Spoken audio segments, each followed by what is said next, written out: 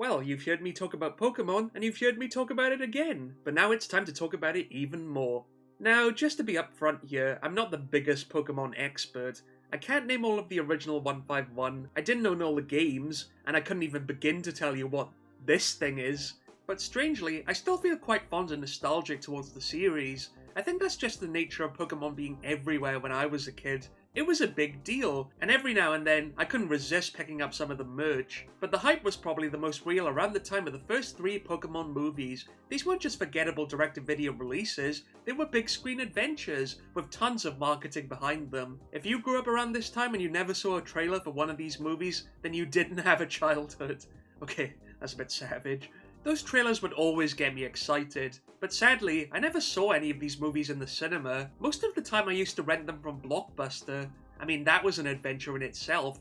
You could spend a whole hour in there searching for the right movie, but then you'd get to the desk and you'd realize that Dad didn't have the membership card, so you had to drive all the way back home and get it. Good times. Now, I'm no stranger to Pokémon VHS tapes. Some of you might remember when I went through the trailer reel for the original movie. You know, the one with the endless marathon of video games you could buy at the time. That was back when I just used to talk about the trailers instead of the actual movies. And sadly, that's all I'll be able to do today. Yeah, while it would be nice to go back and review these movies, I'm afraid that YouTube has a bit of a copyright problem when it comes to Pokémon. Let's just say that if I showed you any more than this, Nintendo would blast me with a copyright strike so fast, the entire channel would turn to stone. So today we're doing things old school, and since I already covered the first movie, let's see what goodies are on the others. First up is Pokémon 2000, which, way back when, I actually used to think was the 2000th movie. It used to confuse me so much, like, how are there that many movies? But for some reason, if a movie was released in the year 2000, you had to call it 2000.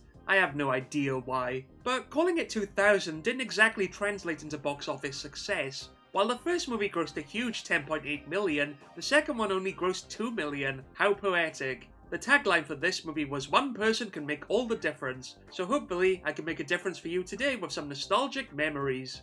This tape also comes with a leaflet advertising a bunch of other Pokémon stuff you could buy, like the first movie, and all those VHS tapes of the anime. There were so many they were like a disease. There were 11 whole volumes of this show, and even a special Christmas one, because someone was having a laugh that day. But some of the titles are a bit lousy. What kind of kid would want to buy a tape called Poke Friends, or Fashion Victims? You might as well call it Sharing and Caring, or Maths is Fun. Ugh. But one thing those tapes of the show did have is the original Poke Rap. Yeah, at the end of each tape, there'd be a rap going through all of the original Pokémon. King, Farfetch, Abra, Jigglypuff, Kingler, Rhyhorn, Clefable, Wigglytuff. Catch 'em, gotta catch 'em all, gotta catch 'em all, Pokémon! You'd think that would make it easier to remember who they are, but personally, I still can't get through the first verse without stuttering. There's also an ad for the Pikachu and Friends Club, with a lot of tasty free gifts like books and posters. Back then I would have killed to rock that Pikachu watch. Looking at the coupon on the other side though, it seems like this was some kind of reading group in disguise, so if you signed up, you probably would have had educational books dropping onto your doormat every month for the rest of your childhood.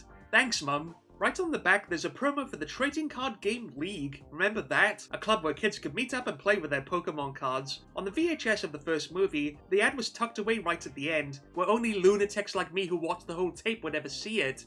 What a strange place to put it. And that kid looks like he's getting ready to beat someone up for their lunch money. Alright, let's check out the trailers, and unfortunately, it's a bit samey. Once again, we start off with Harry Potter. I mean, seriously, did this kid ever take a day off? I've seen this trailer so many times on so many tapes, it's buried deep into my subconscious. It just carries on from there, with C-Spot Run and another promo for Pokémon VHS tapes. Shocking, isn't it? But here's something new, an ad for Pokémon trading cards, only now they feature Dark Energy. Darkness Energy now covers the Pokémon trading card game.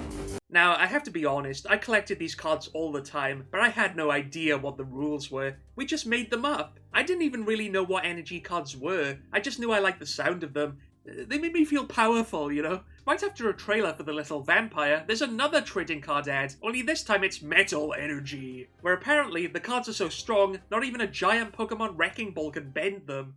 Metal Energy. See, that's how you make trading cards look cool. Give them edgy names like Dark and Metal. It's foolproof. Playmats, decks, and booster sets sold separately. And yeah, everything was sold separately, because they knew us kids were going to buy this stuff no matter what it was called. I mean, Neo Genesis? What's that supposed to mean? I bet it doesn't mean anything. It just sounds cool, and if it sounds cool, then you need to have it. Nintendo were diabolical geniuses, we were just completely under their control. Next, there's a trailer for My Dog Skip, yet another funny dog movie. See, they were all over the place around this time. Actually, it's advertised on the leaflet too, right with the Dexter's Lab movie. What a pairing. Warner Brothers Family Entertainment invites you to meet one boy's champion and everyone's hero. Now, this seems like a charming idea, a boy and his dog becoming best friends, but I bet you anything something bad happens to the dog at the end of this movie. I mean, that's always what happens, they're sadists. Then there's that trailer for Pokémon 3 again, which is just as much of a tease as ever. The mystery will be revealed 2001. But it is 2001, that's when this tape came out. I mean, come on already. They even taunt you with this movie on the leaflet. Well, if you're wondering about this one, don't worry, because the mystery will be revealed in this very video. Now it's time for the weirdest thing on this tape, an old Tom and Jerry short. Why?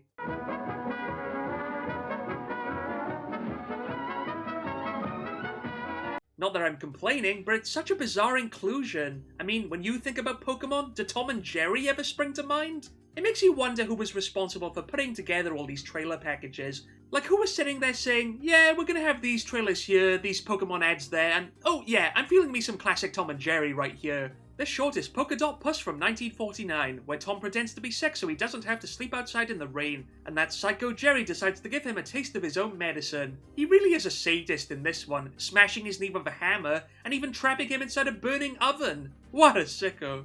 And you know, when you add up all this stuff, that means there's 18 minutes of trailers and other things before we even get to the movie. Actually, we still don't get to see the movie, since first there's a short film starring Pikachu. Well, if you can call it short, it's 20 minutes, so if you count it, that makes it 39 minutes before we ever get to see the movie. That must be a record for a VHS tape. I'm not sure how much there is to say about this short. Basically, Pikachu and friends sneak off while everyone's asleep, and they end up falling into this underground Pokemon world, which comes complete with its own theme song. If you're tumbling down and your spirits fall. Get it? Because they're tumbling down? The song has the words tumbling down? Ingenious. They just kind of walk around, meet other Pokemon, and the less said about this, the better.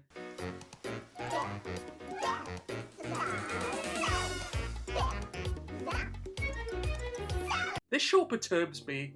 Eventually they end up rescuing some eggs, which evolve into this piece of nightmare fuel. Executor, Executor, Executor. Yep, that's Pokemon. Like I said, I can't really show much of the movie, but I guess we can talk about the credits. Once again, they're just peaceful shots of Ash, Misty, and Brock walking through Pokemon Land. But wait a minute, where is Brock? Who's this guy? I don't know. Actually, I'm sure these credits are just an excuse to show off the flashy soundtrack. Like, I'm quite partial to this Weird Al one. And did you know Westlife had a song in this movie? You found that special thing. You're flying without wings. Yeah, Westlife. There's a blast from the past. You'd think just like the first movie there might be something at the end, but not this time. It's kind of confusing since on the back cover it says there's a sneak peek for Pokemon 3. Well, there isn't any sneak peek. Unless they meant that trailer at the start? But you could see that trailer on any tape. It's not exclusive. That's just plain false advertising. Well, let's check out the next tape, because we've got to watch them all. If Pokemon 2000 wasn't that successful at the box office, well, Pokemon 3 was a bit of a disaster. It only grossed 500,000 during its brief release in July 2001, so it looks like the fad had died off by this point. And you can see why this was the last original Pokemon movie to get a theatrical release in the UK.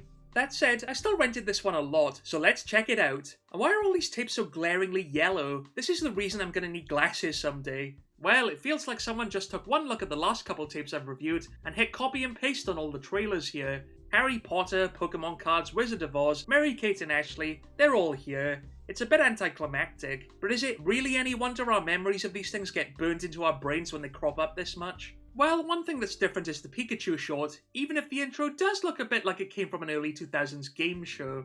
Basically, Pikachu gets lost in the big city and meets up with these two Pichu brothers. There's really not much plot going on in these things, is there? They just run around getting into trouble with other Pokemon, including Meowth, who's a window cleaner for some reason. I guess Team Rocket doesn't pay too well, so he needs to get a second job. Eventually they discover this giant Pokemon playground, which looks like it was built by Ed, Edd and Eddy or something. And what's up with all the weird flower things? The playground eventually starts to collapse, and all the Pokemon have to work together to save it. Finally, Pikachu meets back up with Ash, who throws a big anniversary party for his pal. How sweet. And apparently, Pokemon eat cake, which I did not know. I guess they'll eat anything you put in front of them. Of course, I can't review the movie, but hey, time for more cheesy credits music.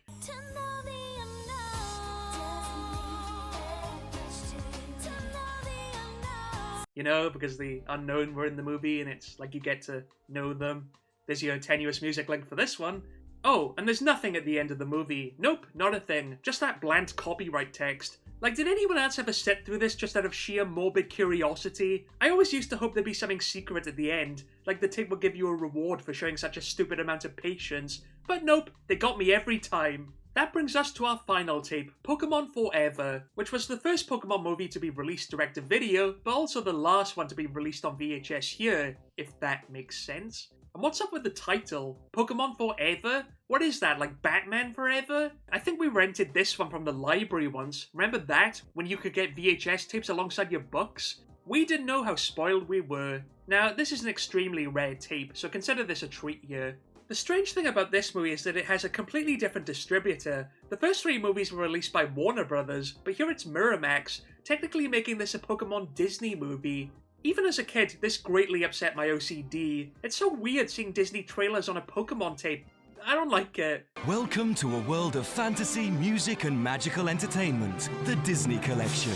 Of course, by this point in time, Disney had changed their piracy warning. No John Sachs anymore, which is a bit of a shame. Instead, it's this mystery man. Make sure you're buying the true Disney experience by looking for the Mickey Mouse hologram on the spine of the cover.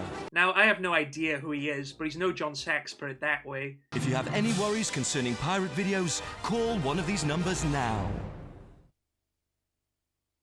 Then there's a promo for Disney DVD, another sign of the times that VHS was slowly starting to decline, with this shiny new disc format on the way. Disney DVD is the ultimate complement to your existing video system. And by complement, they meant replacement. I have to admit, even as a kid who just loved the carefree comfort of popping in a tape and settling down for the evening, they had a way of making these DVDs look really appealing. I mean, they were just packed with so many features. Deleted scenes, games, and even sing-alongs. VHS just couldn't compete with that. No rewind, no fast forward, and minimal storage space. My first DVD player was my PS2, and I just spent hours going through all the extras on these Disney discs. It was really engrossing, so maybe we'll take another trip down memory lane and look back on those sometime. Disney DVD. Pure digital magic. Pure Disney fun.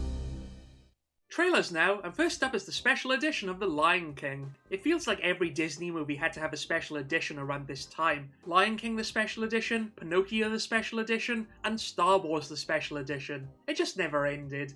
Next, a trailer for The Santa Claus 2, featuring a plot that probably belongs in an early 80s sitcom. I've got to get married? You know, I was never into these movies, but this one time, I remember going to a youth club after school or something, and someone brought in a tape of this movie for everyone to watch. I was bored out of my mind, and when I complained about it, they threw me out of the club. So really the only thing this movie ever did for me is get me in trouble. On Disney DVD and video. Then there's a trailer for Kim Possible, The Secret Files. What's so secret about them? Well, it's just a collection of random episodes. I can't really say much about it though, since I've never really watched any of this show. I mean, it was on all the time, but I was always watching Cartoon Network instead. Now people will be saying I didn't have a childhood. Kim Possible, The Secret Files, on Disney DVD and video. I'm there. Now it's time for Disney's Winter Wonderland, so I guess this tape must have come out around Christmas, since we're really piling on the festivities here. This holiday, there's something for everyone on your list. It seems like this is nothing more than a random collection of Disney Christmas clips taken from movies and TV. Reminds me of all those cheap compilation DVDs you get free with newspapers, but that's another story. Disney's Winter Wonderland, coming to Disney DVD and video Christmas 2003. The trailers just keep coming with Stitch the movie, even though Lilo is still around, but apparently she's not that important anymore. It's all about Stitch, baby! Now, I have no idea if these sequels are any good or not, but Stitch does attack people with a chainsaw, so that must be a plus. Only on Disney DVD and video. The last trailer is for Bionicle Mask of Life the movie, which is quite a mouthful. There is an island paradise where legends are real. Protected by 6 mighty guardians. Threatened by one immortal enemy. Ah, Bionicle. I used to collect these toys all the time when I was young, and I had the DVD of this movie growing up. There was a lot of hype for it around that time, even if I couldn't really explain any of the lore to you. They were basically just Power Rangers made out of Lego or something. I didn't understand it too much, I just liked the pretty colours. And wait a minute, how did I get here? I started off talking about Pokémon, and now suddenly we've gone into Disneyland, and I'm discussing another franchise that's basically about getting kids to collect them all. I feel like I've just slept down some kind of interdimensional tunnel, but I suppose that's what you get for swapping movie companies halfway through your franchise. No Pikachu movie this time, but at least at the end of the film, we get another cheesy credit song.